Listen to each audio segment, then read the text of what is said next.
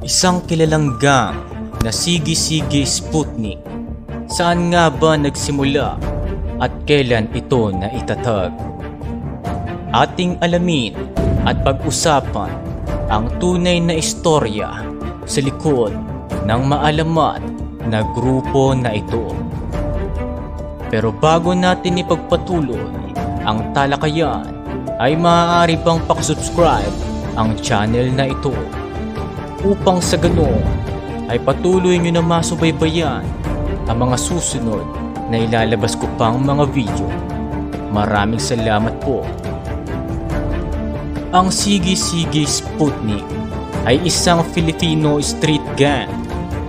Isa sila sa pinakamalaki at pinakakilalang gang na ang impluwensya at teritoryo ay lumaganap sa mga slums ng Tondo, Maynila.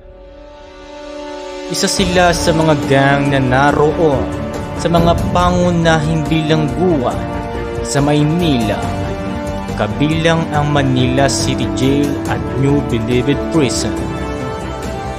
Ang Sige-Sige Sputnik ay naitatag noong 1960s sa Tondo, Manila, at ang mga miyembro nito ay mga Pilipinong gangster. Ang lahat ng buong miyembro ng Sputnik ay dapat sumailalim sa isang initiation kung saan dapat silang magsuot ng tatak o magpatato ng simbol sa kanilang katawan. Itong gang na ito ay talagang marahas at nakakatakot dahil sa kanilang mga criminal activities katulad ng mga drug trafficking, arms trafficking at murder.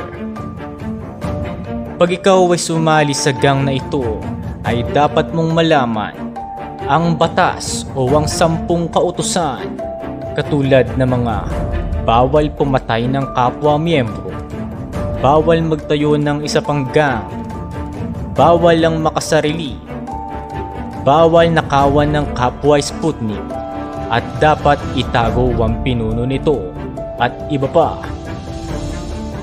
Kilala rin ito ng mga ibang gangs katulad ng Bahala na Gang at Pangkat ng Commandos at Batang City Jail bilang katunggali o ka-rival bilang isang gangster. Ang gang ay isinilang noong 1960s bilang bahagi ng dalawang sumasangan na grupo ng Sige-Sige, Hoodlums sa Tondo. Ang isa pa ay Sige-Sige Commandos na pinakamasigasig na karibal ng Sputnik. Ang motto ng gang ay siya na dumarating upang sirain tayo, siya mismo ay mawawasak, na direktang pagtukoy sa mga gang ng Bisaya tulad ng grupo ng Okso.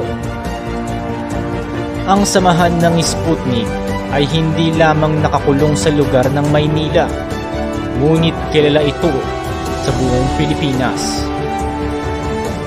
Ka-certified, kung ikaw ay may nais malaman o gustong pag-usapan, ay maaari mong i-comment ang topic na gusto mo upang sa ganoon ay magawan ko ng video para sa iyo. Hanggang dito na lamang mga ka-certified. Maraming salamat sa panonood at pakikinig. Naway nag-enjoy ka sa ating kwentuhan at usapin. Hanggang sa muli, paalam.